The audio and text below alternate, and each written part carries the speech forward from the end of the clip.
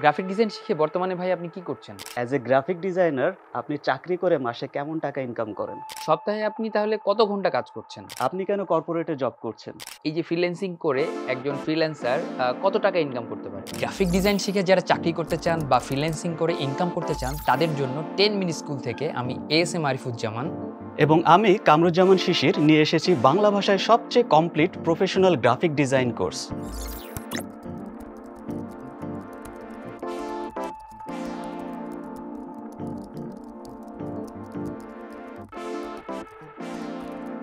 আসসালামু আলাইকুম এভরিওয়ান, আমি কামরুজ্জামান শিশির। আসসালামু আলাইকুম, আমি এএসএম আরিফুজ্জামান। আমরা আজকে এই ভিডিওতে দেখব গ্রাফিক ডিজাইন করে আপনি ফ্রিল্যান্সিং করবেন নাকি চাকরি করবেন, কোন অপশনটা আপনি বেছে নেবেন এই ব্যাপারে বিস্তারিত। তো চলুন শুরু করা যাক। গ্রাফিক ডিজাইন করে কিন্তু চাকরি করাই ভালো। না, গ্রাফিক ডিজাইন করে আপনার ফ্রিল্যান্সিং করা সবথেকে ভালো। আমার মনে হয় চাকরি করাই ভালো। না, অবশ্যই ফ্রিল্যান্সিং করা উচিত। গ্রাফিক ডিজাইন করে চাকরি নাকি ফ্রিল্যান্সিং কোনটা ভালো জানতে চাইলে পুরো ভিডিওটি দেখুন। তো আরিফ ভাই, আপনি কেন গ্রাফিক ডিজাইন শিখেছেন? আমার তো আসলে ডিজাইনার হওয়ার কথা ছিল না। আমি একজন সিএসসির স্টুডেন্ট ছিলাম। তো ইঞ্জিনিয়ারিং পড়ার সময় বিভিন্ন জায়গায় বিভিন্ন ইভেন্ট করতাম। ফটোগ্রাফি ক্লাবের সাথে যুক্ত ছিলাম। তো বিভিন্নভাবে কিন্তু আমি যখন ইভেন্ট করতাম বা বিভিন্ন জায়গায় যেতাম তখন কিন্তু বিভিন্ন ধরনের ডিজাইনগুলো দেখতাম। তো এইগুলো আমার মধ্যে একটা ক্রেভিং তৈরি করে বা একটা ফ্যাসিনেশন তৈরি করে যে এই ডিজাইনগুলো কিভাবে করা হয়। তো এই যে এই ইন্সপিরেশন থেকেই কিন্তু আমার গ্রাফিক ডিজাইনটা শেখা। আর শেখাটা কিন্তু খুব একটা সহজ ছিল না বিকজ অফ আমি যখন শিখতে গিয়েছি তখন আমাকে কেউ প্রপার গাইডেন্স দেয় নাই। তখন কিন্তু এত YouTube বা এত বেশি যে রিসোর্সগুলা এত এভেইলেবল ছিল না। তো কোনো একটা বড় ভাইয়ের কাছে গিয়েছি হয়তোবা, তাকে জিজ্ঞাসা করেছি যে, "ভাই এটা কিভাবে করব?" অনেক বড় ভাই হেল্প করেছে, অনেক বড় ভাই ডিচ করেছে। যে, "না এটা তোমার দ্বারা হবে না। এটা তোমাকে দিয়ে হবে না। তুমি ইঞ্জিনিয়ার, তুমি হচ্ছে ইঞ্জিনিয়ারিং সাবজেক্ট পড়বা, তুমি কোডিং করবা" এই টাইপের। বাট না, আমার যে ইন্সপিরেশনটা একসময় কাজ করে সেটা হচ্ছে যে অন্যরা যদি এত সুন্দর ডিজাইন করতে পারে, বিলবোর্ডে এত সুন্দর ডিজাইন করতেছে, সোশ্যাল মিডিয়াতে এত সুন্দর ডিজাইন করতেছে, ইভেন যে প্যাকেজিং গুলো থাকে, এত সুন্দর ডিজাইন করতেছে, বাট আমি কেন পারব না? সো সেই জায়গাটা থেকেই অ্যাকচুয়ালি আমার গ্রাফিক ডিজাইনে চলে আসা এবং ডিজাইনার হয়ে ওঠা। তো ভাই আপনি কেন গ্রাফিক ডিজাইনার হলেন? আচ্ছা, এটা খুবই ইন্টারেস্টিং একটা প্রশ্ন। যেহেতু আপনি বললেন যে আপনি হচ্ছে ইঞ্জিনিয়ারিং সাবজেক্ট নিয়ে পড়াশোনা করেছিলেন। আমিও আপনার মতোই সিমিলার। আমিও ইঞ্জিনিয়ারিং করেছি সিভিলে। বাট যখন আমি এটা করতাম আমার কাছে খুব একটা ভালো লাগতো না। মানে এই যে ইট, বালু, সিমেন্ট নিয়ে নাড়াচাড়া বা এসব নিয়ে মাপজোক করা আমার খুব একটা ভালো লাগতো না। এই জায়গায় আমার একটা প্যাশনের একটা ব্যাপার ছিল। আমি ছোটবেলা থেকেই খুব আঁকাআঁকি এগুলা পছন্দ করতাম বা হচ্ছে ডিজাইন বা যেকোনো জায়গায় কোনো বিলবোর্ডে ভালো ডিজাইন দেখলে আমার চোখ সেখানে আটকে যেত। মনে হতো এরকম একটা ডিজাইন যদি আমি করতে পারতাম। এইভাবেই আস্তে ডিজাইনের প্রতি আমার ভালো লাগা শুরু হয়। এরপরে আমি যখন ইন্টেরিয়র নিয়ে পড়াশোনা করি, তখন হচ্ছে এক বড় ভাই আমার ক্লাসমেট ছিল সিনিয়র। তো উনি আমাকে রেকমেন্ড করে যে, "শিশির তুমি তো ভালো ডিজাইন করতে পারো। তো এটা আরেকটু অ্যাডভান্স লেভেলে শিখো। শিখলে এখান থেকে ফ্রিল্যান্সিং করে তুমি ভালো একটা আর্নিং জেনারেট করতে পারবা।" তখন আমি ইন্সপায়ার হলাম এবং দেখলাম যে ভাইয়েরও মোটামুটি ভালো একটা পজিশন অলরেডি আছে। বাট আমি আস্তে শুরু করে আমার জার্নিটাও শুরু করলাম and end of the day আমিও সাকসেস হলাম একটা সময় এবং স্টিল এখনো পর্যন্ত আমি আমার ক্যারিয়ারের পুরা সময়টাই ফ্রিল্যান্সিং এ দিয়ে দিচ্ছি এবং হচ্ছে ডিজাইনের সাথে এবং ডে বাই ডে কিন্তু আমার ডিজাইন ইমপ্রুভ হচ্ছে। সো স্ট্রাগলও অনেক আসছে। আমি যখন ডিজাইন শিখতে যাই তখন কিন্তু তেমন Facebook প্ল্যাটফর্মে তেমন কোনো ভালো গ্রুপ বা সেরকম ভালো কোনো কোর্স ছিল না। আমাকে হয়তো এর থেকে কিছু শিখতে হইছে, ওর থেকে কিছু শিখতে হইছে। কোনো বড় ভাইকে রিকোয়েস্ট করতে হইছে যে, "ভাই আমাকে একটু এই পার্টটা দেখায় দেন। আমাকে ইলাস্ট্রেটর এ এই ব্যাপারটা একটু দেখায় দেন।" বা YouTube থেকে হয়তোবা একটু হেল্প নিতে হইছে বা একটু আর্টিকেল পড়তে হইছে। এইভাবে করেই কিন্তু আস্তে করে আমার স্ট্রাগল করে এই পজিশনে আসতে হইছে। যার কারণে কিন্তু আমি এখন মোটামুটি সাকসেসফুলি গ্রাফিক ডিজাইন নিয়ে কাজ করতে পারছি। সো এইভাবে কিন্তু আসলে আমার শুরুটা হয় আরকি গ্রাফিক ডিজাইনে। সো বলতে গেলে প্যাশন থেকেই আমার এই গ্রাফিক ডিজাইনার হয়ে ওঠা। গ্রাফিক ডিজাইন শিখে বর্তমানে ভাই আপনি কি করছেন? বর্তমানে গ্রাফিক ডিজাইন শিখে আমি মূলত ফ্রিল্যান্সিং এ টোটালি ফোকাস দিচ্ছি এবং ফ্রিল্যান্সিং নিয়ে কাজ করছি। ফ্রিল্যান্সিং মার্কেট প্লেসে, স্পেশালি ফাইবার মার্কেট প্লেস। পাশাপাশি আপওয়ার্কেও টুকটাক কাজ করা হয়। বাট ফাইবার মার্কেট প্লেসে আমি টপ রেটেড একজন সেলার এবং আমার কি বলে আমার হচ্ছে ফ্রিল্যান্সিং এর জার্নিটাই শুরু হচ্ছে fiverr.com দিয়ে। এখান থেকে ২০১৪ বা ১৫ সাল ওই সময় থেকে আমার হচ্ছে ফ্রিল্যান্সিং এর জার্নি শুরু। সে সময় আমাদের মার্কেটের অ্যালগরিদমটা অন্যরকম ছিল। একটু সহজ ছিল। বাট আস্তে কিন্তু সেটা অনেক ডেভেলপ করছে। অনেক বেশি অ্যালগরিদম চেঞ্জ হয়ে কিন্তু এখন সিনিয়রদের মানে স্ট্রাগলটাও বেড়ে গেছে। তো আমি একবারে জুনিয়র থেকে সিনিয়র লেভেলেও চলে আসছি। সো আমার জার্নির অভিজ্ঞতাটা আসলে বিশাল। তো এখানে মূলত আমি কাজ করি হচ্ছে অনেক সেক্টরে কাজ করা হয়। মূলত গ্রাফিক ডিজাইন নিয়েই কাজ করি আমি এখানে।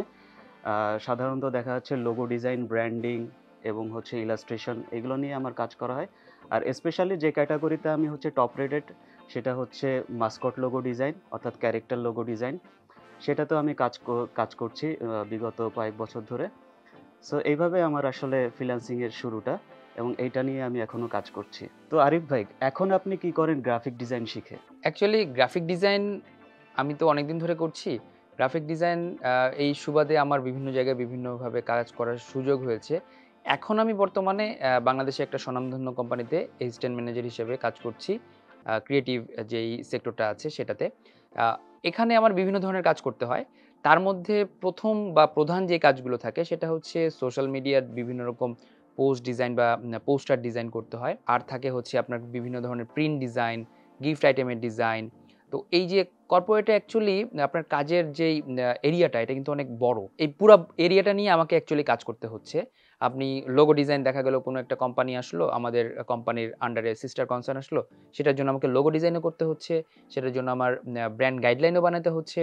আবার কোল্যাটারালও ডিজাইন করতে হচ্ছে বা যখন কোনো ক্যাম্পেইন থাকে তখন অনলাইনের জন্য আমার অনলাইন বা ডিজিটাল ব্যানারগুলো তৈরি করতে হচ্ছে। অফলাইনের জন্য অফলাইন বা যেই বিলবোর্ড বা এই ধরনের ক্যাম্পেইনগুলো হয়, তো সেগুলোও ডিজাইন করা লাগছে। তার মানে A to Z মোটামুটি পুরো সবকিছুই আমাকে অ্যাকচুয়ালি টাচ করতে হয় এই গ্রাফিক ডিজাইন করে। তো কর্পোরেটে তো বিভিন্ন ধরনের কাজ আমাকে করতে হয়। A to Z সবকিছুই করতে হয়। বাট আমার যদি পয়েন্ট অফ ইন্টারেস্ট বলেন বা যেই ডিজাইনগুলো করতে আমার ভাল লাগে তার মধ্যে হচ্ছে টাইপোগ্রাফি, ফটো এডিটিং এবং হচ্ছে photo manipulation. As a photographer আমার কিন্তু ফটো এডিটিংটা জানতে হয়েছে এবং শিখতে হয়েছে এবং এটা করতে আমার আসলেই ভালো লাগে। আর ফটো ম্যানিপুলেশন ওই যে আগে বলেছিলাম যে আমার এটার প্রতি একটা ফ্যাসিনেশন আছে। এত সুন্দর, সুন্দর ডিজাইন কিভাবে করে মানুষ এটা। আর টাইপোগ্রাফিটার ব্যাপারে যেটা বলব যে একটা লেখাকে এত সুন্দর করে মানুষজন ডিজাইন হিসাবে এটাকে উপস্থাপন করছে। এই জিনিসটা যখন আমি শিখে ফেলেছি এবং যখন আমি এটা করি তখন কিন্তু আমার এটা মানে খুবই, খুবই ভালো লাগে। এটা ফেভারিট একটা টপিক বলতে পারেন আমার। গ্রাফিক ডিজাইন করে কে কত টাকা ইনকাম করে এটা কিন্তু সবারই একটা কমন কোয়েশ্চেন। সো আপনি কত টাকা ইনকাম করতেছেন এই গ্রাফিক ডিজাইন করে এখন? আচ্ছা আরিফ ভাই, এটা কিন্তু আসলে এক বাক্যে এক্সপ্লেন করা খুব টাফ। কারণ অ্যাজ এ বিগিনার ফ্রিল্যান্সার সে কিন্তু অনেক বেশি টাকা ইনকাম করতে পারে না। তাকে একটা স্ট্রাগল এর মধ্যে দিয়ে যেতে হয়। যেমন আমার কথা যদি বলি ২০১৪-১৫ বা এরকম সময়, তখন কিন্তু আমি খুব স্ট্রাগল করতাম। আমি রাত জাগতাম। কখন একটা ক্লায়েন্ট আমাকে মেসেজ দিবে। আমি হচ্ছে বায়ার রিকোয়েস্ট পাঠাইতাম। আবার অপেক্ষা করতাম সেই রিকোয়েস্টের থ্রুতে কোনো রিপ্লাই আসে কিনা। সো এইভাবে কিন্তু ১ম কাজটা পেতে দেখা যাচ্ছে একটা $৫ এর কাজ পেতে আমাকে সারাদিন বসে থাকতে হচ্ছে। হ্যাঁ? সবকিছু কাজ-টাজ রেখে আমাকে বসে থাকতে হচ্ছে পিসির সামনে যে একটা কাজ অন্তত আসুক। কারণ তখন টার্গেট হচ্ছে ইনকাম না। তখন টার্গেট হচ্ছে আমার প্রোফাইলটাকে রেডি করতে হবে। সো দেন দেখা গেল একটা সময় আমার কাজ আসা শুরু করলো $৫, $১০ এভাবে ছোট, ছোট অ্যামাউন্টের কাজ আসা শুরু করলো। এবং আমি তখন সেটাতে হ্যাপি ছিলাম। কারণ আমি হচ্ছে আমার প্রোফাইলটাকে র‍্যাংক করাতে পারছি। তো এইভাবে দেখা গেল ১ম লেভেল 1 যখন আমি হলাম, তখন আরো ট্রাস্ট অ্যান্ড সেফটি জায়গাটা কিন্তু তৈরি হলো বায়ার এন্ড থেকে। তারা আমাকে ট্রাস্ট করা শুরু করলো এবং হচ্ছে আমার প্রোফাইলে এসে আমাকে সরাসরি কাজ দিতে থাকলো। তখন আর আমার বায়ার রিকোয়েস্ট খুব বেশি পাঠানো লাগতো না। তো এতে করে হলো কি, সে সময় আমার ২০ থেকে ৳২৫,০০০ মতো মান্থলি একটা রেভিনিউ আসতো। যেটাতে যেটা ওই সময়ের জন্য আমার জন্য সাফিসিয়েন্ট ছিল অ্যাজ এ বিগিনার। তখনও কিন্তু আমি স্টিল গ্রাফিক ডিজাইন শিখছি। তো দেন দেখা গেল আস্তে, আস্তে আমি লেভেল 2 হলাম। 1 এর পরের স্টেপ যেটা। সে লেভেল 2 হওয়ার পরে আমার ইনকামের গ্রোথটা আরেকটু ইনক্রিজ করলো। তখন হচ্ছে 50 থেকে হচ্ছে 70 এরকম অ্যারাউন্ড এরকম একটা ক্যালকুলেশনের মধ্যে ছিল। তো তখন আমি আরো ভালোভাবে কাজ শেখা শুরু করলাম এবং প্রতিনিয়ত আমার কাজ আসা শুরু করে। সো আমি হ্যাপি ছিলাম আমার জায়গা থেকে যে হ্যাঁ, আমাকে এর পরের স্টেপ যেটা final step top rated seller সেইটা অ্যাচিভ করতে হবে।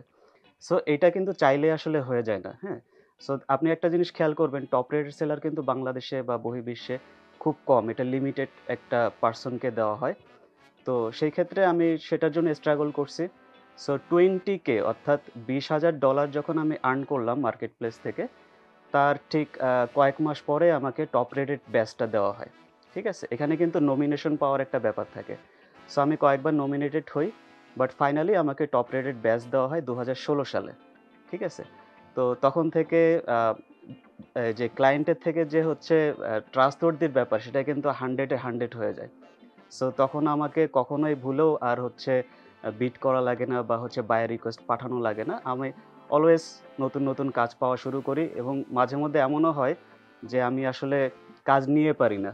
দেখা যাচ্ছে রাতে কাজ করতেছি, দিনে কাজ করতেছি। অনেক স্ট্রাগলটা আরো আরো হচ্ছে তখন বেড়ে যাচ্ছে। এখন আগের কথা তো বুঝলাম না হয়। হ্যাঁ। কিন্তু আপনি এই মুহূর্তে যদি চিন্তা করি তাহলে এখন আপনি কত ইনকাম করেন? এটা একটু বলবেন। আচ্ছা, এখানে একটা কথা বলি আমি। মার্কেট প্লেসের ইনকাম কিন্তু সবসময় স্টেবল থাকে না। কখনো একটু বাড়ে, কখনো একটু কমে। সেক্ষেত্রে আমি যদি অন এভারেজ বলি তাহলে হয়তোবা ১ থেকে ১.৫ লাখ বা কখনো, কখনো ২ লাখ এরকম একটা স্কেলে সবসময় থাকে। আচ্ছা আরিফ ভাই, এতক্ষণ তো আমার গোপন তথ্য সব ফাঁস করে দিলাম। এখন আপনি বলেন, অ্যাজ এ গ্রাফিক ডিজাইনার আপনি চাকরি করে মাসে কেমন টাকা ইনকাম করেন? অ্যাকচুয়ালি ভাই ফ্রিল্যান্সারদের মতো তো আর আমরা চাকরিতে এত পাই না। বাট যেটা পাই সেটা যদি আমি একটু এক্সপ্লেইন করি, যখন আমি জুনিয়র হিসেবে কাজ করতাম, তখন রেঞ্জটা ছিল হচ্ছে ধরেন যে ১৫ থেকে ২০ এর মধ্যে। বিকজ অফ একদম যেই লেভেলটা, ওই লেভেলে তখন কেবল আমি শিখতেছি। কিছু, কিছু পারি, কিছু, কিছু দেখা গেল যে আমার সেভাবে পলিশ হয় নাই তখনো। তখন আমি হচ্ছে যে ২০ থেকে ২৫ এর মতো পেতাম। তারপর যখন একটু সিনিয়র হলাম, দ্যাট মিনস হচ্ছে যে যেটাকে মিড লেভেল বলছি। সিনিয়র হওয়ার পরে বা মিড লেভেলে আসার পরে যখন আসলাম, তখন সেটা হয়ে গেল হচ্ছে ৩০ থেকে ৩৫। এই রেঞ্জটার মধ্যে আমি কাজ করি। তখন কিন্তু আমি মোটামুটি অনেক কিছুই জেনে ফেলেছি এবং শিখে ফেলেছি। মোটামুটি সব কাজ করতে পারি। তারপরও একটা ব্যাপার থাকে যে কাজের লিড নেয়া। এটা কিন্তু আ সব ডিজাইনাররা পারে না। ডিজাইনাররা আমাদের যে কর্পোরেটের যেই কালচারটা, সেটার মধ্যে হয় কি যে কেউ একজন তাকে বলবে, সে কাজ করবে। বাট যেই ডিজাইনারটা লিড নিতে পারে, সে কিন্তু খুব তাড়াতাড়ি গ্রোথ করতে পারে। তো এই যে লিড নেয়ার ব্যাপারটা, এটা লাকিলি আমার মধ্যে ছিল। তো এই যে লিড নেয়ার ব্যাপারটা দেখা গেল যে তখন আমি যখন লিড নিয়ে যখন আরেকটু অ্যাডভান্স হলাম, এখন আমি হচ্ছে যে এই ক্রিয়েটিভে হচ্ছে অ্যাসিস্ট্যান্ট ম্যানেজার হিসেবে কাজ করছি। আচ্ছা আরিফ ভাই, এতক্ষণ তো আপনার প্রিভিয়াস যত রকম ইনকাম ছিল সবকিছু জানতে পারলাম। বাট এখন আপনি রাইট নাও কেমন টাকা ইনকাম করছেন? এই মুহূর্তে আমি যদি বলি সেক্ষেত্রে এই যে আমার একটা কিন্তু ফিক্সড রেঞ্জ আছে। আ সবারই থাকে এটা কর্পোরেটে যারা কাজ করে। বাট আমার ক্ষেত্রে একটু কেসটা ডিফারেন্ট বিকজ অফ আমার কিন্তু অ্যাডিশনাল অনেক কাজ থাকে। যেমন আমি ৪ টা ব্র্যান্ড নিয়ে কাজ করি। সো এই ৪ টা ব্র্যান্ড নিয়ে কাজ করতে গিয়ে আমার ওই যে ফিক্সড যেটা থাকে সেটার সাথে আমার আরো বেনিফিটস গুলো এড হয় বা আরো হচ্ছে রেমুনারেশন গুলো এড হয়। এতে করে আমি যদি আমার আ ইন্ডাস্ট্রির যে ডেকোরাম আছে সেই অনুযায়ী এক্সাক্ট ভ্যালুটা না বলে রেঞ্জটা বলি, সেক্ষেত্রে আমি বলব 70 to 1 lakhs এর মধ্যেই ঘোরাঘুরি করে। আর অন্যান্যদের ক্ষেত্রে কিন্তু এটা ফিক্সড থাকে। ঠিক আছে? এই আরকি। আমার যেটা মনে হয় যে আমাদের মার্কেট মানে বাংলাদেশের ইন্ডাস্ট্রি ওয়াইজ এই যে অ্যামাউন্টটা আপনি শেয়ার করলেন, এটা খুবই গুড এনাফ বা ভালো একটা অ্যামাউন্ট। এক্সাক্টলি এই অ্যামাউন্টটা কিন্তু বাংলাদেশের স্ট্যান্ডার্ডে খুবই একটা হ্যান্ডসাম অ্যামাউন্ট। এই গ্রাফিক ডিজাইনারদের ক্ষেত্রে। কারণ আ আ এই যে এই রেঞ্জের মধ্যেই আপনার যে সিনিয়র লেভেলের যারা গ্রাফিক ডিজাইনার আছেন, তাদের কিন্তু সেলারি রেঞ্জ ঘোরাঘুরি করে। গ্রেট। আচ্ছা আরিফ ভাই, বর্তমান ইন্ডাস্ট্রিতে অনেকেই এটা জানে না যে একজন কর্পোরেট ডিজাইনার যেটি কর্পোরেট অফিসে কাজ করে, যেমন আপনি, আপনি কর্পোরেট অফিসে কাজ করছেন ডিজাইন নিয়ে। সো আপনি সপ্তাহে কতদিন কাজ করেন? অ্যাকচুয়ালি সপ্তাহে আমাকে কাজ করতে হয় ৫ ডেজ। ২ ডেজ অফ থাকে আমার। কিন্তু কর্পোরেট কালচারটা যদি আমরা পুরোটা খেয়াল করি তাহলে দেখব যে কিছু, কিছু অফিসে কিন্তু ৬ দিনের যে ওয়ার্কিং ডে সেই ডেটা থাকে। আর কিছু, কিছু অফিসে ৫ দিনের ওয়ার্কিং ডে থাকে। তো ৫ দিন এবং ৬ দিন এই কালচারটা কিন্তু সব জায়গায় চলে আসছে। তার মানে কোনো অফিসে ২ দিন অফ থাকে, কোনো অফিসে ১ দিন অফ থাকছে। আর আপনি কয়দিন অ্যাজ এ ফ্রিল্যান্সার সপ্তাহে কাজ করেন? আচ্ছা, আমার ব্যাপারটা একটু ডিফারেন্ট। যেহেতু আমি ফ্রিল্যান্সিং করি, আমাকে কখনো রাতে কাজ করতে হয়, কখনো দিনে কাজ করতে হয়। তো সেক্ষেত্রে আমাদের না কোনো ওয়ার্কিং ডে ফিক্স নেই। কখনো, কখনো আমাদের সপ্তাহে ৭ টা দিনই কাজ করতে হয়। কখনো দেখা যাচ্ছে ৩ থেকে ৪ দিনও কাজ করলে আমাদের হয়ে যায়। এটা আসলে ডিপেন্ড করে আমার ওয়ার্ক প্রেশার এর উপরে বা আমার কিউতে কতটা কাজ এখন আছে স্টেবল সেগুলা আমাকে হয়তোবা ক্লিয়ার করতে মাঝে মধ্যে পুরা আ সপ্তাহটাই লেগে যায়। এইভাবে কিন্তু আসলে আমাদের ওয়ার্কিং ডেটা মেজারমেন্ট করা হয়। তাহলে শিশির ভাই এখানে কিন্তু আরেকটা কোয়েশ্চেন চলে আসে। সেটা হচ্ছে যে সপ্তাহে আপনি তাহলে কত ঘন্টা কাজ করছেন? সিম্পল যেমনটা আগে বললাম যে ডে যেমন আমাদের কোনো আসলে হিসাব থাকে না, সেরকম আমাদের কিন্তু ওয়ার্কিং আওয়ারেরও এরকম নির্দিষ্ট কোনো নীতিমালা নেই। আমরা যখন যেমন কাজ পাই, আমাদের কিউতে যদি কাজ বেশি থাকে, আমাদের ওয়ার্কিং আওয়ারটাও বেশি হয়। যেমন অনেক সময় দেখা যায় দিনে ৫-৭ ঘন্টাও কাজ করা লাগে। কখনো, কখনো দিনে রাত্রে মিলায়েও কাজ করতে হয়। সো আবার যখন একটু কাজ কমে যায় বা র‍্যাংকটা একটু যখন কমে যায়, তখন যখন আমাদের প্রেশার কম থাকে, তখন কিন্তু দেখা যাচ্ছে আমাদের দিনে ২ থেকে ৩ ঘন্টা কাজ করলেই কিন্তু সাফিসিয়েন্ট। এটাই। আসলে আমাদের এখানে নির্দিষ্ট কোনো ওয়ার্কিং আওয়ার নেই। ইভেন একটা মজার কথা আপনাকে বলি, কখনো, কখনো এমনও হয় যে ঈদের দিন, কুরবানি ঈদ বা রোজার ঈদ যেটাই বলেন না কেন, সো গরু কেনাকিনির একটা একটা ব্যস্ততা থাকে বা ঈদের অ্যারেঞ্জমেন্ট এর একটা ব্যস্ততা থাকে, শপিং করতে হয়। ওই সময় আমাদেরকে ক্লায়েন্টকে সার্ভ করতে হয় বা ফ্রিল্যান্সিং এ সময় দিতে হয়। ঈদের দিনেও দেখা গেছে যে নামাজ পড়ে এসে আমি ক্লায়েন্টকে রিপ্লাই দিচ্ছি বা একটা প্রজেক্ট ডান করে তাকে জমা দিচ্ছি। এরকমটাও হয়। তো ভাইয়া আপনি কত ঘন্টা মূলত কাজ করেন ডেইলি? আমাদের যেহেতু সপ্তাহে ৫ দিন আর প্রতিদিন অ্যাকচুয়ালি যদি আমি হিসাব করি তাহলে আমাদের ওয়ার্কিং আওয়ারটা হচ্ছে ৮.৫ ঘন্টার ওয়ার্কিং আওয়ার। তো ১০টা থেকে ৬:৩০ এরকম, অনেকের ৯টা থেকে ৫:৩০ ৬টা তো এরকম থাকে। কিন্তু দেখা গেল যে আমাদের যতক্ষণ কাজ থাকে ততক্ষণ আমাদের করতে হয়। বাট অন এন এভারেজ আমাকে অ্যাকচুয়ালি আ ৮ ঘন্টার বেশি কখনোই কাজ করতে হয় না। আবার কিছু দেখা যায় যে যাদের কাজের লোডটা বেশি থাকে বা অনেক সময় হয় কি অনেকে কাজ পেন্ডিং রাখে। এটা কিন্তু অনেক বড় ইস্যু। দেখা গেল যে দিনের কাজটা যদি কেউ দিনে শেষ না করে সেক্ষেত্রে তার কাজটা জমে যাচ্ছে। জমে যাওয়ার ফলে তার কিন্তু এই যে আপনার সপ্তাহের শেষে গিয়ে ওয়ার্কিং আওয়ারটা বেড়ে যায়। কারণ কি? তার একটা প্রেশার থাকে যে পুরো সপ্তাহের কাজগুলো যতগুলো কিউতে ছিল, সবগুলো শেষ করে তাকে বের হতে হবে। তো সেই ক্ষেত্রে কিন্তু তার ৮-১০ ঘন্টা অনেকে আরো বেশি সময়ও লেগে যায়। এটা ডিপেন্ড করে যে কাজটা আপনি কতটুকু পেন্ডিং রাখছেন। বাট আমি যদি একটা ওভারঅল একটা ভিউ আপনাকে দেই সেটা হচ্ছে যে ৮.৫ ঘন্টা ৮ ঘন্টার বেশি আসলে আমাদের কাজ করা লাগে না। আচ্ছা আরিফ ভাই, আমরা সাধারণত ফ্রিল্যান্সিং যারা করি, সাধারণত কাজ শেষে আমাদের কিছু অ্যাডিশনাল টাস্ক থাকে অনেক সময় চলে আসে। তো সেইগুলোর জন্য আমরা এক্সট্রা বেনিফিটেড হই বা আমরা এক্সট্রা চার্জ করি। তো চাকরির ক্ষেত্রে এই ব্যাপারটা কেমন? খুবই মজার কোয়েশ্চেন। এই চাকরির ক্ষেত্রে অ্যাকচুয়ালি আ বাংলাদেশের প্রেক্ষাপটে 90% কোম্পানিতে কিন্তু এক্সট্রা যে আপনার যে পেমেন্ট বা ওটি বা ওভারটাইম যেটা বলি, এটা কিন্তু দেয়া হয় না। ডিজাইনারদেরকে দেওয়া হয় না। আ এই ব্যাপারটা আপনারা যারা ফ্রিল্যান্সার আছেন তারা কিন্তু এই জিনিসটা বেনিফিটেড। বাট আমাদের কর্পোরেট কালচারে আপনি অতিরিক্ত যখন কাজ করছেন, অতিরিক্ত আওয়ার কাজ করছেন, আপনার 90% কিন্তু আপনাকে অবশ্যই ওটি দিবে না। 10% তো দিবে, রাইট? 10% দিবে। 10% কারা দিবে? 10% সেই কোম্পানিগুলা দিবে যারা হচ্ছে টপ নচ অথবা এমএনসি এই ধরনের কোম্পানিগুলো আপনাকে হচ্ছে ওটি দেবে। আচ্ছা আরিফ ভাই, এতক্ষণ তো আমরা অনেক কাজ-বাজ নিয়ে কথা বললাম, ইনকাম নিয়ে কথা বললাম। বাট আমাদের প্রত্যেকেরই তো ছুটির দরকার হয়। যেমন আপনি একজন কর্পোরেট ডিজাইনার, আপনারও ছুটির প্রয়োজন আছে। অনেক ইস্যুস চলে আসে সামনে। তো আপনি কেমন ছুটি পান? অ্যাকচুয়ালি কর্পোরেট ডিজাইনার হিসাবে কর্পোরেট যে অন্যান্য এমপ্লয়িরা যেরকম ছুটি পায়, একজন ডিজাইনারও কিন্তু সেই ধরনের ছুটি পায়। সে সিক লিভ পায়। সিক লিভ বলতে হচ্ছে যদি আপনার অসুস্থতা বা অসুস্থ থাকেন আপনি, সেই ক্ষেত্রে সিক লিভ পাবেন আপনি।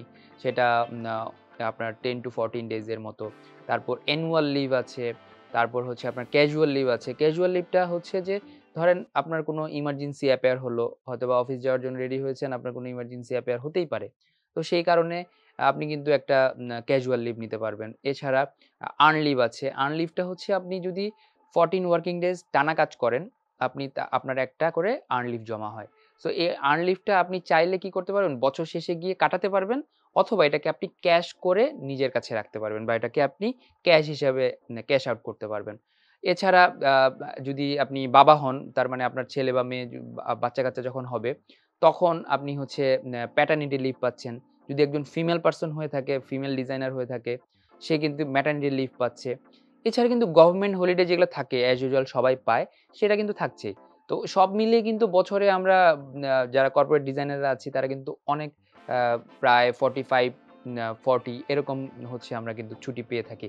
এছাড়া এই যে উইকলি যে 1 ডে বা 2 ডেজ এর যে হলিডের যে ফ্যাসিলিটিসটা এটা কিন্তু থাকেই। তো সবকিছু তো বুঝলাম। এখন আপনি বলেন যে অ্যাজ আ ফ্রিল্যান্সার আপনি কতদিন কিভাবে কিরকম ছুটি পান? আচ্ছা, খুবই ইন্টারেস্টিং ব্যাপার। আমি যেটা শুনলাম এতক্ষণ আপনার কাছ থেকে যে, চাকরি করে কিন্তু খুব ভালো লেভেলের একটা মানে ছুটি পাওয়া যায় ইয়ারলি। খুবই ইন্টারেস্টিং। তো আমার ব্যাপারটা একটু ডিফারেন্ট। যেহেতু আমরা আসলে নিজে কাজ করি, আমরা ওরকম কারো আন্ডারে থাকি না। সো আমাদের কিন্তু হচ্ছে ওইভাবে লিভের কোনো অপশন নাই যে আমরা সাপ্তাহিক একটা ছুটি পাবো বা অকেশনাল কোনো ছুটি পাবো বা সিক লিভ পাবো, এরকম নির্দিষ্ট কোনো লিভের আমাদের অপশন নাই। তবে সেক্ষেত্রে আমরা যেটা করতে পারি, আমাদের যে ফ্যাসিলিটিটা সেটা হচ্ছে, আমার যদি মন চায় যে আমি আগামীকাল হচ্ছে বা নেক্সট উইকে আমি হচ্ছে কক্সবাজার ঘুরতে যাবো। তো আমি কিন্তু সেখানে গিয়েও কাজ করতে পারি। আমাকে কারো কাছ থেকে ছুটি নিতে হচ্ছে না। ঠিক আছে? তবে সেক্ষেত্রে আমাকে একটা ব্যাপার মেইনটেইন করতে হয় যে আমার কিউতে যে টাস্কগুলো আছে সেগুলো আমি চেষ্টা করি একটু আগে ক্লিয়ার করে রাখার। যেন ক্লায়েন্টের সাথে আমার কোনো কমিউনিকেশনের গ্যাপ তৈরি না হয়। ঠিক আছে? এইভাবে কিন্তু আমরা হচ্ছে আমাদের ছুটিগুলো আমরা ম্যানেজ করি। তবে যেহেতু ফ্রিল্যান্সার সেহেতু আমরা কিন্তু ফ্রি টাইমটা ওইভাবেই বের করি। ঠিক আছে? আমাদের নির্দিষ্ট কোনো এরকম ছুটি-ছাটা নাই। আচ্ছা শিশির ভাই, আপনি কেন ফ্রিল্যান্সিং করেন? মূলত ৩ টি কারণে আমি হচ্ছে ফ্রিল্যান্সিং করি। তার মধ্যে নাম্বার 1 যেটা, সেটা হচ্ছে আমি সবসময় একটা গটবাঁধা টাইমের বাইরে কাজ করতে চাই। অর্থাৎ আমি আমার ফ্লেক্সিবল টাইমে কাজ করতে স্বাচ্ছন্দ্য বোধ করি। নাম্বার 2, বর্তমান আমার যে এক্সপেকটেশন বা আমার আর্নিং যে এক্সপেকটেশন সেটা কিন্তু আমি ফ্রিল্যান্সিং এর থ্রুতে কাভার করতে পারতেছি। যার কারণে আমার এই সেক্টরটাকে বেশি ভালো লাগে। নাম্বার 3 যেটা, সেটা হচ্ছে বর্তমান যে জবের মার্কেট বা কম্পিটিটিভ মার্কেট, এই জায়গাতে কিন্তু আসলে খুব চ্যালেঞ্জিং একটা ব্যাপার। আমি হয়তো করতে গেলে আমার জন্য অনেক চ্যালেঞ্জ ফেস করতে হতো। সেই কারণে আমি মনে করলাম যে ফ্রিল্যান্সিংটাই আমার জন্য পারফেক্ট। তো আরিফ ভাই, আপনি কেন কর্পোরেটে জব করছেন? আমি মূলত আপনার মতোই বা ওই ৩ টা কারণেই হচ্ছে কর্পোরেটে জব করছি। নাম্বার 1, আমি একটা রুটিন লাইফ চাই, যেটা কিনা হচ্ছে একটা রুটিনের মধ্যে আমি থাকতে পারবো। নাম্বার 2, আমি মান্থ শেষে একটা ফিক্সড ইনকাম, যেটা কিনা হচ্ছে যে আ সবসময় একই রকম থাকবে বা ফিক্সড থাকবে আ এবং সেফ থাকবে। অ্যাকচুয়ালি এটা সেফ বলাটা বেটার হবে। এই ফিক্সড ইনকাম এবং সেফ ইনকামটার জন্য। আর নাম্বার 3, এই যে কর্পোরেট কালচারটা, এই কালচারটা আমার অ্যাকচুয়ালি ভালো লাগে। আমি এটাতে একটু মোটিভেটেড। এইজন্য আমি এই কালচারটাতে থাকতে চাই। আর এই কারণেই আমি হচ্ছে কর্পোরেটে কাজ করছি।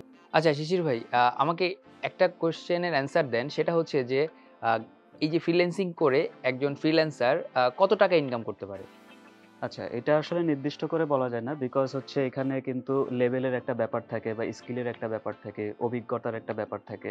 সো একজন নতুন সেলার যখন মার্কেট প্লেসে হচ্ছে জয়েন করে, Fiverr হতে পারে বা Upwork হতে পারে, সেখানে কিন্তু একটা লেভেল আছে বা হচ্ছে হাইলাইট করার জন্য কিছু ব্যবস্থা থাকে। তো সেই ক্ষেত্রে দেখা যাচ্ছে লেভেল 1, আমি যদি Fiverr এর কথা বলি, অ্যারাউন্ড দেখা যাচ্ছে আ ১০ থেকে ১৫ বা ২০ এরকমের একটা টার্গেট তাদের থাকে বা এরকম একটা আর্ন তাদের হয়। আবার যদি লেভেল 2 এর কথা বলি, সেই ক্ষেত্রে কিন্তু এটা আরেকটু ইনক্রিজ হয়। লাইক 30 থেকে 50,000 পর্যন্ত এটা যেতে পারে বা অনেকে এর থেকে অনেক বেশি ইনকাম করে থাকে। এছাড়া আমি যদি বলি যে ফাইনাল যেটা হচ্ছে টপ রেটেড।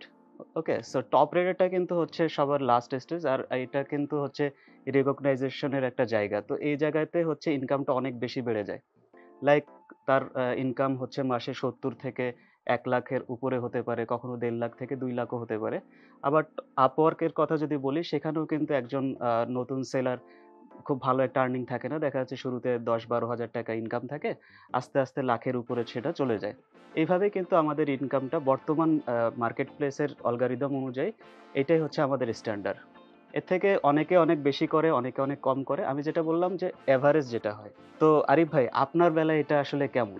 ওয়েল, আ আমি যদি কর্পোরেটের যে কালচারটার কথা যদি একটু এক্সপ্লেইন করি, সেই ক্ষেত্রে যখন জুনিয়র একজন ডিজাইনার জয়েন করছে, তার কিন্তু ২০ থেকে ২৫ এর মধ্যে তার সেলারি রেঞ্জ ঘোরাঘুরি করে। আর তারপরে দেখা গেল যে এক্সিকিউটিভ লেভেলে যদি সে হয়, সেক্ষেত্রে ২৫ থেকে ৩০ বা কারো ক্ষেত্রে ৩৫ এর মতো হতে পারে। আর যদি সিনিয়র এক্সিকিউটিভ হয়, সেক্ষেত্রে ৩৫ থেকে ৪৫ এর মধ্যে এই তার সেলারি রেঞ্জটা ঘোরাঘুরি করে। এরপরে আসছে হচ্ছে অ্যাসিস্ট্যান্ট ম্যানেজার। অ্যাসিস্ট্যান্ট ম্যানেজারের সেলারি মোটামুটি ৫০ থেকে ৬৫ এর মধ্যে ঘোরাঘুরি করে। বাট সে যদি বা তার উপরের লেভেলে যায়, তার মানে টিমটা যদি সে লিড দেয়, লিড দিলে তার সেলারি রেঞ্জটা কিন্তু আরো বাড়তি হয়ে যায় বা বেড়ে যায়। তো সেই ক্ষেত্রে আমি রেঞ্জটা বলতে পারি ৭০ টু ১ লাখ। কিছু, কিছু ক্ষেত্রে সে যদি আরেকটু আপ করে নিজেকে, তার মানে ক্রিয়েটিভ ডিরেক্টর যেটাকে আমরা বলি, তাদের সেলারি হচ্ছে ১.৫ লাখ থেকে ২ লাখ বা ২.৫ লাখ। এটা হচ্ছে ডিপেন্ডস করে যে আপনি কোন ধরনের কোম্পানিতে চাকরি করছেন। ওইটা যদি হয় একটু আম মিড লেভেলের যদি আপনার কোম্পানি হয়, সেক্ষেত্রে একটু কম হবে।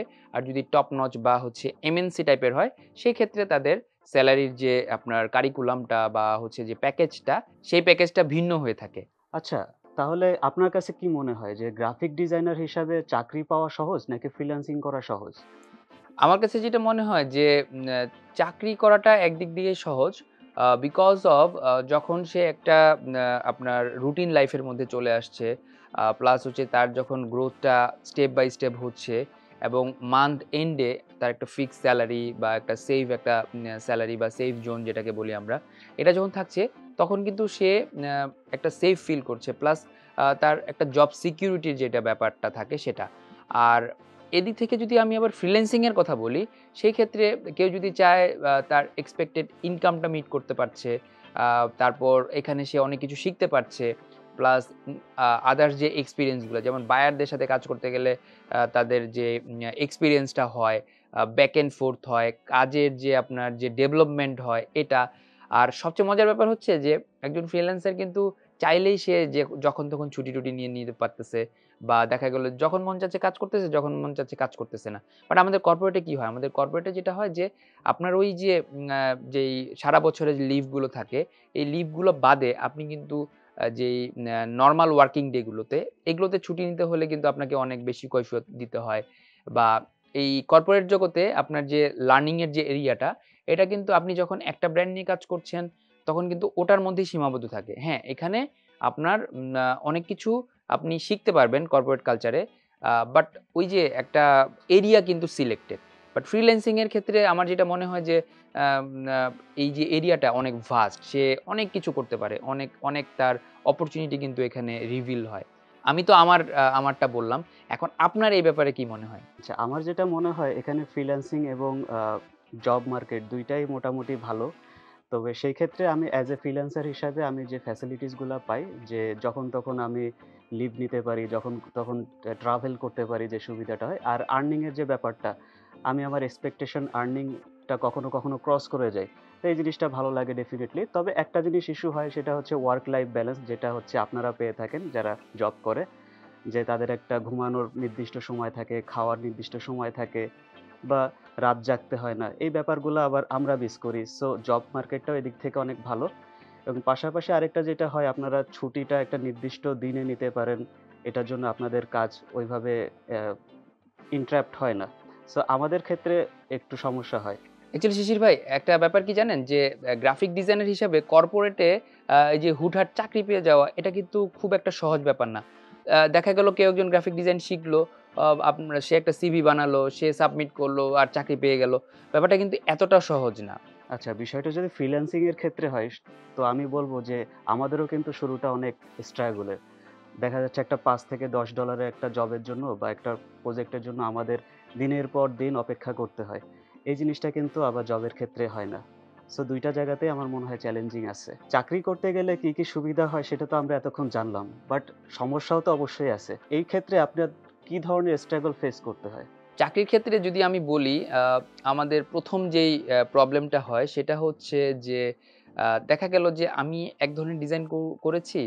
আমার হচ্ছে যে বসরা যারা থাকে বা অথরিটি যারা থাকে, তারা হচ্ছে আরেক ধরনের জিনিস পছন্দ করছে। দ্যাট মিন আপনি হচ্ছে যে ডিজাইনটা করছেন, সেই ডিজাইনটা কিন্তু বসদের মতো হতে হবে। আপনি কিন্তু নিজের ক্রিয়েটিভিটি খাটায়ে কিন্তু সবসময় কিন্তু করতে পারবেন না। দেখা গেল আপনি ৩ টা অপশন দিয়েছেন। ৩ টা অপশনের মধ্যে আপনার খুব মনোযোগ দিয়ে একটা ডিজাইন করেছেন। এটা আপনার খুব পছন্দ হয়েছে। ক্রিয়েটিভিটির এন্ড থেকে বলেন বা আপনার ডেডিকেশন এর এন্ড থেকে বলেন, হোয়াটএভার। কিন্তু বসরা দেখল যে ওটা রিজেক্ট করে দিল কোন কারণে। আবার এরকম হয় যে আপনি খুব ডেডিকেশন নিয়ে কাজ করেছেন। বাট এটা হচ্ছে যে আ বসরা তাদের মতো করে হয়তোবা চাচ্ছে। তারা এমন একটা ফিডব্যাক দিল যেই ফিডব্যাকটা হয়তোবা ক্রিয়েটিভ এন্ড এর না। বাট আমাদেরকে কিন্তু এটা করতে হয়। যারা কর্পোরেটে কাজ করছে তাদের কিন্তু এটা সবসময় হয়ে থাকে যে বসরা যেটা চাচ্ছে, বসরা যেই ধরনের আইডিয়া চাচ্ছে, বসরা যে ধরনের ডিজাইন বা ক্রিয়েটিভিটি চাচ্ছে, সেই ধরনেরটাই ডেলিভার করতে হয়। এখানে যদি আমি বলি যে ফ্রিডম যে ব্যাপারটা, যে ক্রিয়েটিভিটি ফ্রিডম এই ব্যাপারটা কিন্তু কর্পোরেট ডিজাইনারদের অনেকটা কম। শিশির ভাই, এছাড়াও কিন্তু আরো কিন্তু প্রবলেম হচ্ছে আমরা ফেস করি। যেমন ধরেন যে সকালবেলা উঠে হয়তোবা আজকে আমার শরীরটা খুব খারাপ লাগছে। আম আ আমার অফিসে যেতে ইচ্ছা করছে না। আমি চাইলেই কিন্তু হচ্ছে যে অফিস মিস দিতে পারব না। কারণ সামনে হয়তোবা খুব একটা আ ইম্পোর্টেন্ট কোনো একটা ক্যাম্পেইন হয়তোবা রান হবে। এটার জন্য আমাকে ডিজাইন করতেই হবে। আমাকে অফিসে যেতেই হবে। সো এটা কিন্তু আমাকে মানে স্ট্রিক্টলি মেইনটেইন করতে হবে। আর এছাড়া মনে করেন যে আমি যখন অফিসে যাচ্ছি, যাওয়া আসার যে হ্যাসেলটা, রাস্তার মধ্যে যে ডিউরিং আপনার যে জার্নির যে হ্যাসেলটা, এই যে জ্যাম বলেন বা ওয়েদারের কথা বলেন বা সবকিছু বলেন, এখানে যেমন আপনার ক্রিয়েটিভিটি বা এনার্জি লস হচ্ছে, সেই সাথে কিন্তু আপনার মাইন্ডসেটের যে মানে আপনার যে কামনেস এটাও কিন্তু নষ্ট হয়। একজন ডিজাইনারের কিন্তু এই যে মেন্টাল পিস এই ব্যাপারটা কিন্তু খুব জরুরি। তা না হলে কিন্তু তার মাথা থেকে ক্রিয়েটিভিটি বের হবে না। আরেকটা ব্যাপার আমি একটু মেনশন করতে চাই, সেটা হচ্ছে সেলারির ব্যাপারটা। সেলারির ব্যাপারটা হচ্ছে যে আমার কিন্তু একটা ফিক্সড সেলারি, মান্থ এন্ড এ কিন্তু আমি ফিক্সড সেলারি পাচ্ছি। আমি চাইলেও কিন্তু ওই যে আমার যে একটা রুটিন আছে বা আমার যে একটা সেলারির যে বাজেট থাকে প্রতি মাসে, ওই বাজেটের বাইরে গিয়ে কিন্তু আমি খরচ করতে পারব না। আমি চাইলেই কিন্তু দেখা গেল যে এই মাসে হয়তোবা আমার একটা মুভি দেখতে ইচ্ছা করেছে বা আমার হয়তোবা এই মাসে আমি হচ্ছে যে আরো ২ টা রেস্টুরেন্টে যেতে চাই। কিন্তু আমার ওই ফিক্সড সেলারির কারণে আমি এই পুরো জিনিসটা কিন্তু আমি করতে পারব না। আমাকে কিন্তু ওই একটা সীমাবদ্ধ বাউন্ডারির মধ্যে থাকতে হবে। রাইট। আমাদের ফ্রিল্যান্সিং এর ক্ষেত্রেও কিন্তু এরকম অনেক জটিলতা রয়েছে। যেমন মনে করেন যে আমরা চাইলে কোথাও হুট করে যেতে পারছি না। আমাদের টাস্কগুলা সব ক্লিয়ার করে দেন হচ্ছে যেতে হচ্ছে। না হলে কিন্তু একটা জবাবদিহিতার প্রয়োজন পড়ে যায়। তো সেই ক্ষেত্রে আমাদের এগুলা সামলাতে হয়। পাশাপাশি আরেকটা যে মেজর ইস্যু যেমন হচ্ছে মার্কেট প্লেসে যে বায়াররা আছে তারা দেখা যাচ্ছে নন ডিজাইনার পারসন। ঠিক আছে? তো তাদের কোনো কালার সেন্স নাই বা ডিজাইনের সেন্স নাই। তো দেখা যাচ্ছে আমি অনেক ভালো ডিজাইন করে ফেলছি, ডেলিভারিও করছি সুন্দরভাবে। বাট এইটা ক্লায়েন্টের পছন্দ হচ্ছে না। তখন কিন্তু রিভিশনের জন্য রিকোয়েস্ট আসে। দেন আমি আবার রিভিশনটা যখন করে দিচ্ছি তখন আবার ফের রিভিশনের রিকোয়েস্ট আসে। এইভাবে কিন্তু অনেক সময় দেখা যায় একটা প্রজেক্টের ক্ষেত্রে ১০ থেকে ২০ বারও রিভিশন করতে হয়। তো এই ক্ষেত্রে আমার মনে হয় যে একজন ফ্রিল্যান্সারের ধৈর্য শক্তি অনেক বেশি থাকা জরুরি এবং জবের ক্ষেত্রে যেটা হয় যে আপনি হচ্ছে আপনার যে বস আছে সে কিন্তু আপনার সাথে কাজ করে আপনার টেস্টটা বুঝে গেছে যে আপনি কি ধরনের প্রোডাক্ট সার্ভ করেন। আপনার সাথে তার কোনো যোগাযোগ নিয়ে সমস্যা হয় না। বাট ক্লায়েন্টের সাথে যেটা হয়, আজকে আপনি একজন ক্লায়েন্টের সাথে কাজ করছেন, আবার দেখা যাচ্ছে আগামীকাল আরেকটা নতুন ক্লায়েন্ট আসলো, সে টোটালি ডিফারেন্ট। তার চাহিদা একরকম, তার টেস্ট একরকম বা তার ধরন-গড়ন সবকিছুই ভিন্ন। তো তার সাইকোলজি বুঝতেও কিন্তু একটু সময় লেগে যায়, তাই না? সো আমরা যখন randomly নতুন ক্লায়েন্টের সাথে কাজ করি, তখন কিন্তু আমাদের অনেক ধরনের হ্যাসেল হয়ে যায় এই ক্ষেত্রে। এছাড়াও আরিফ ভাই আরো কিছু ইস্যুস আছে। যেমন মনে করেন যে আমাদের যে রেটিংস থাকে একটা মার্কেট প্লেসে আমরা যখন কাজ করি, বায়ার থেকে একটা রেটিং দেওয়া হয়। এই রেটিংটা আমাদের সবসময় মেইনটেইন করতে হয় যেন আমরা 5 স্টার রেটিং অলওয়েজ পাই। যদি মাঝখানে একটা 3 স্টার, 4 স্টার বা 1 স্টার চলে আসে তাহলে কিন্তু আমার র‍্যাংক হারানোর একটা চান্স থাকে। এই ক্ষেত্রে আমরা একটু মানে বিড়ম্বনার মধ্যে পড়ি। এছাড়াও পিসি অথবা মোবাইল থেকেও কিন্তু আমাদের ২৪ ঘন্টা দেখা যাচ্ছে অ্যাক্টিভ থাকতে হয় বা অনলাইনে থাকতে হয়। যে ক্লায়েন্ট কখন একটা মেসেজ দিল তাকে সাথে রিপ্লাই দিতে হবে। সাথে রিপ্লাই না দিলে কিন্তু কাজটা হারানোর চান্স থাকে, তাই না? দেখা যাচ্ছে ওই সময় আরো ১০ জনকে কিন্তু client at the same time knock করতে পারে। সো ওইটা গ্রাব করার জন্য কিন্তু আমাকে 24 আওয়ার্স এটাতে অ্যাক্টিভ থাকার চেষ্টা করতে হয়। আর লাস্ট যেটা সেটা হচ্ছে আমাদের এখানে কমিউনিকেশনের একটা ব্যাপার থাকে।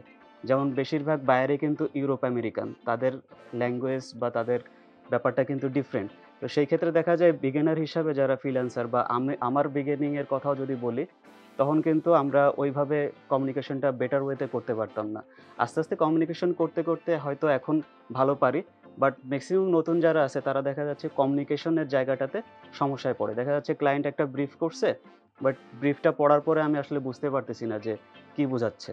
আবার আমি অনেক সময় সাহস করতে পারছি না যে আমি ব্রিফটা বুঝি নাই সেটা জিজ্ঞেস করা উচিত হবে কিনা। সো নতুনদের উচিত হচ্ছে কমিউনিকেশন স্কিলটাকে ডেভেলপ করা এই ক্ষেত্রে। অ্যাকচুয়ালি শিশির ভাই, আপনি আপনার যে ওয়ার্ক লাইফ আছে এটা কিভাবে ব্যালেন্স করেন? আসলে ভাই ফ্রিল্যান্সারদের জন্য এটা একটু টাফ ব্যালেন্স করাটা। বাট তারপরও প্রফেশনাল ফ্রিল্যান্সার যারা তারা কিন্তু প্রত্যেকেই এটাকে ব্যালেন্স করে চলার চেষ্টা করে। যেমন ধরেন কাজের রেশিও বা প্রেশার কিন্তু সবসময় সমান থাকে না। যেমন এই সপ্তাহে আমার একটু বেশি চাপ যাচ্ছে, আমি একটু বেশি স্ট্রাগল করছি। পরের উইকে দেখা যাচ্ছে একটু কমে আসছে। তখন আমি একটু রেস্ট নিচ্ছি বা একটু রেস্টুরেন্টে খেতে যাচ্ছি বা আমার ফ্যামিলিকে সময় দিচ্ছি বা দেখা যাচ্ছে আমার আগামীকাল একটু মন চাচ্ছে যে কোথাও ঘুরে আসি। তখন দেখা যাচ্ছে আমি কাজের রেশিওটাকে একটু কমিয়ে ফেললাম। একটু স্ট্রাগল করে এটাকে কমিয়ে ফেললাম। তারপরে আমি আমার ফ্যামিলির সাথে কোনো একটা ট্যুরে গেলাম। যদি কিছু হালকা পাতলা কাজ থাকে আমি ট্যুরে বসেও সেটা কিন্তু সেরে নিতে পারি। আর এছাড়া যেটা হয় যে সাধারণত একটা ক্লায়েন্ট যখন আমাকে মেসেজ দিচ্ছে বা একটা অর্ডার প্লেস করা হচ্ছে, সে কিন্তু ৪ থেকে ৫ দিন বা আমি যে টাইমটা বেঁধে দিচ্ছি সেই অনুযায়ী কিন্তু আমাকে একটা ডেডলাইন দিচ্ছে। তো তো আমার হাতে কিন্তু সময় থাকছে যে আমি 6 দিন পরে এই কাজটা ডেলিভারি করব। সো আমার হাতে যদি এখন 5টা কাজ থাকে এবং 5টা কাজের ডেলিভারি যদি 5 দিন পরে হয়, কথার কথা। তো সেই ক্ষেত্রে আমি কিন্তু 1 দিন মাঝখানে ছুটি কাটাইতেই পারি। এটা কিন্তু আমার ক্লায়েন্টও জানতেছে না। সো এইটা একটা ভালো দিক। আপনার ক্ষেত্রে এটা কিভাবে ব্যালেন্স করেন? ওয়েল আমাদের তো কর্পোরেটের যেই কালচারটা সেটার মধ্যে হচ্ছে উইকলি হচ্ছে 2 ডেজ হলিডে বা 1 ডেজ হলিডে থেকে যায়। তো দেখা গেল যে আমার যে প্ল্যানিংটা করতে হয় ওই হলিডেজ গুলাকে কেন্দ্র করেই করতে হয়। আমি যদি ডেইলি বলি, ডেইলি বললে আমাদের তো রুটিন ওয়ার্ক, রুটিন লাইফ। দেখা গেল যে আমি যেই সময়ে প্রতিদিন ঘুমাতে যেতে চাই সেই সময় পারছি। বাট এই ক্ষেত্রে এক্সেপশনাল হচ্ছে যদি কোনো ক্যাম্পেইন থাকে, যদি কোনো ইমার্জেন্সি অ্যাপিয়ার হয়, তো সেই ক্ষেত্রে সেই ইমার্জেন্সি সাপোর্টটা কিন্তু দিতে হয়।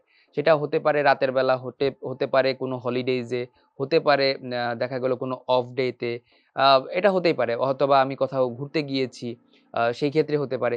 ইমার্জেন্সি এই সাপোর্টটা অ্যাকচুয়ালি আমাদের কর্পোরেটেও কিন্তু দিতে হয়। আমরা তো আলোচনা করলাম যে ফ্রিল্যান্সিং এর হচ্ছে ভালো এবং মন্দ দিক এবং চাকরির ভালো এবং মন্দ দিক। বাট যদি আপনি একটা রুটিন লাইফ চান, যেখানে আপনি ব্যালেন্স একটা লাইফ লিড করতে চাচ্ছেন, এরকম যদি হয় এবং মান্থ শেষে আপনি একটা ফিক্সড স্যালারি চাচ্ছেন এবং আপনার হলিডেজ গুলো আপনি আপনার ফ্যামিলি বা ফ্রেন্ডসদের সাথে হচ্ছে উদযাপন করতে চাচ্ছেন, এটা হতে পারে, এটা হচ্ছে ব্যালেন্স একটা লাইফ। এটা এই ক্ষেত্রে আপনি কিন্তু চাকরি করতে পারেন। চাকরির পাশাপাশি কিন্তু আপনি ফ্রিল্যান্সিংটাও করতে পারছেন। বিকজ অফ আপনার কিন্তু হলিডেজ বলেন বা হচ্ছে যে আফটার ওয়ার্কিং আওয়ার আপনি কিন্তু হচ্ছে যে অফিসের পরেও কিন্তু ফ্রিল্যান্সিংটা করতে পারেন। এটা it could be a great opportunity for you. আমাদের দেশের একটা কমন সমস্যা হচ্ছে ফ্রিল্যান্সার যারা বা ফ্রিল্যান্সিং যারা করে তাদের সোশ্যাল রেকগনাইজেশনটা একটু কম। তো সেই ক্ষেত্রে আমরা কিন্তু এই জবের জন্য আমরা অনেক সময় রিকমেন্ড করি সবাইকে। কিন্তু আপনাদের যাদের হচ্ছে পার্সোনালি দেখা যাচ্ছে একটা এক্সপেকটেশন আছে যে আমি এত ইনকাম করতে চাই, যেটা আসলে জব থেকে হয়তোবা কম আসতে পারে বা সেটা থেকে একটু বেটার ইনকাম চাচ্ছেন, সেই ক্ষেত্রে কিন্তু আপনি ফ্রিল্যান্সিং করতে পারেন এবং ফ্রিল্যান্সিং কিন্তু একটা বেটার চয়েস হতে পারে। এছাড়া আপনি যদি একজন স্বাধীনচেতা মানুষ হয়ে থাকেন বা আপনার যদি একটা এক্সপেক্টেড অ্যামাউন্টের প্রয়োজন হয় যে আমি এরকমের লেভেলের ইনকাম করব, তাহলে ফ্রিল্যান্সিং আপনার জন্য একটা বেটার চয়েস হতে পারে। পাশাপাশি জব মার্কেটেও কিন্তু একটা ভালো অপরচুনিটি আছে এবং এই জায়গাটাতে আপনি একটা ওয়ার্ক লাইফ ব্যালেন্স প্রপার ভাবে করতে পারবেন। তুলনামূলকভাবে চাকরি ফ্রিল্যান্সিং থেকে কিছুটা সাস্টেনেবল। তো তো আপনি কি সিদ্ধান্ত নিলেন? চাকরি নাকি ফ্রিল্যান্সিং? কমেন্টে জানান আমাদেরকে। তাই আপনি যদি প্রফেশনাল গ্রাফিক ডিজাইন ফিল্ডে প্রবেশ করে চাকরি বা ফ্রিল্যান্সিং এর মাধ্যমে ইনকাম করতে চান, আপনাকে ইন্ডাস্ট্রির জন্য পুরোপুরি রেডি করে দিব আমরা। ভর্তি হতে ক্লিক করুন কমেন্টে দেওয়া লিংকে অথবা কল করুন 16910 এই নাম্বারে।